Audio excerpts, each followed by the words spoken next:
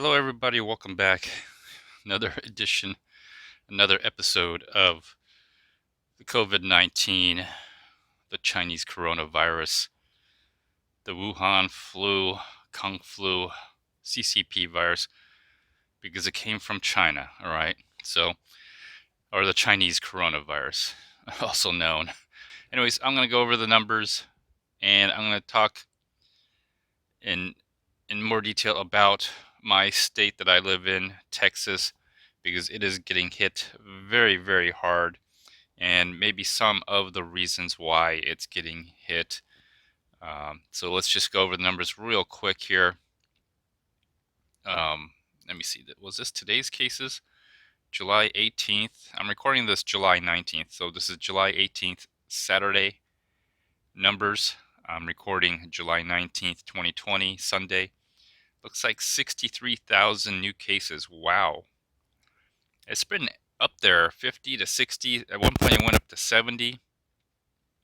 But the total death for how many cases, new cases there are, very low. Very, very low. I can only say that treatment and how vulnerable really starting to pick up July 16th and just shooting up. Let's have a look on the log.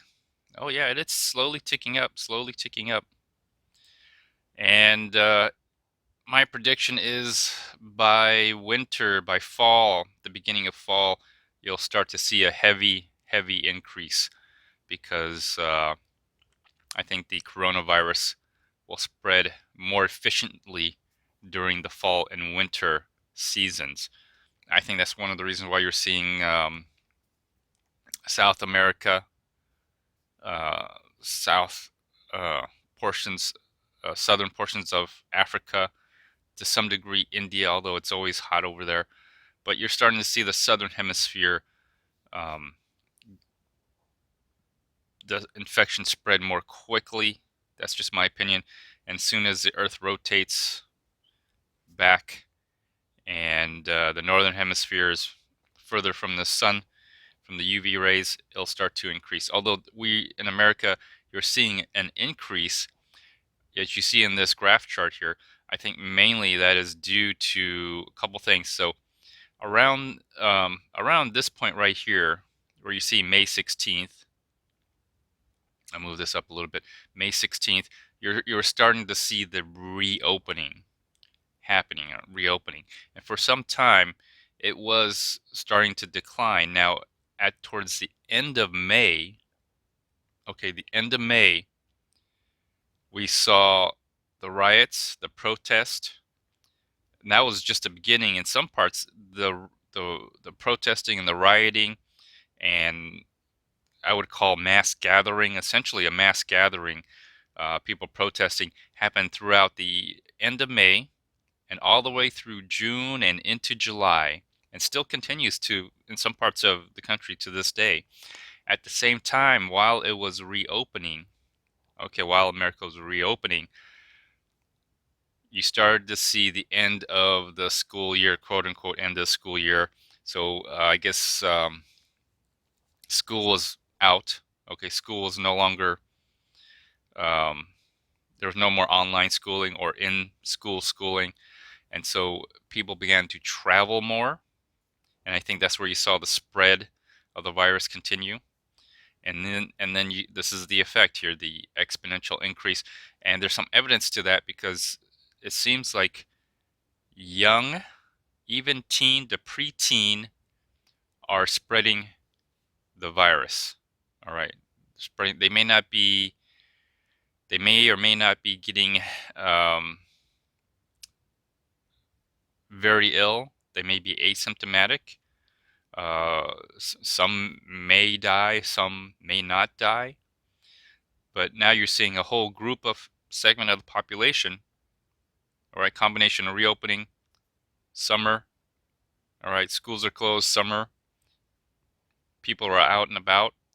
Protest and riots, which were mostly, I believe, young, anywhere mostly between the ages of 20 to, if you call this young, 59, but mostly towards the 20 to 19 and maybe even 30 to 39 age range. you started seeing those statistics, those age groups increase in numbers in being infected. And of course, uh, most places like New York epicenter, Florida's epicenter, Texas, California, it makes sense because those areas are the most populous. All right, they have probably the most population. So where you have the most population, that's where it spreads. But from these epicenters, this is where you're seeing the spread go out through. So New York area, you'll see the northeast Chicago, Florida, down here to Georgia, to North Carolina, South Carolina, a little bit from also New York, kind of meeting right here. Texas, from Louisiana here to some middle parts of Colorado. These regions up here, Wyoming, North Dakota, Montana, very little. Again, population is very low. Oklahoma's getting quite a bit of infection rate. And you see California and Washington in conjunction eat up the East Coast, even Nevada, Arizona, and parts of Utah are starting to get infected.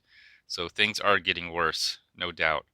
So here is a breakdown. You're seeing California, Florida, Texas. Now the early epicenters like New York, New Jersey, they're starting to decrease.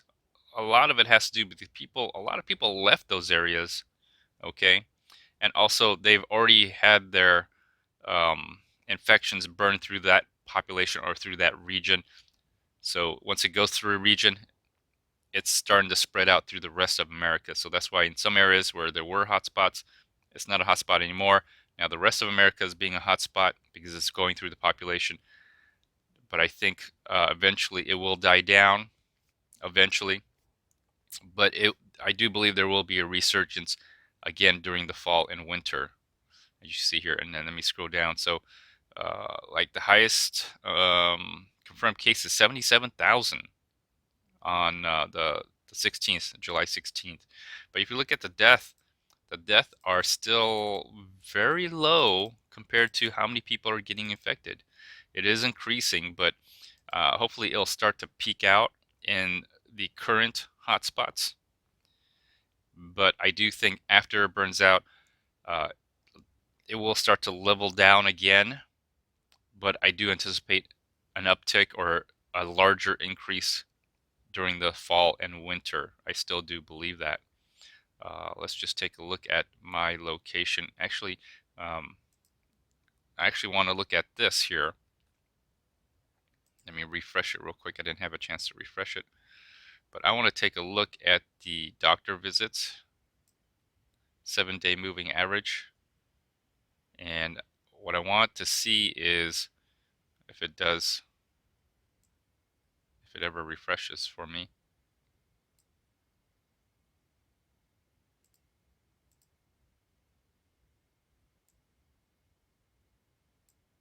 Okay, never mind.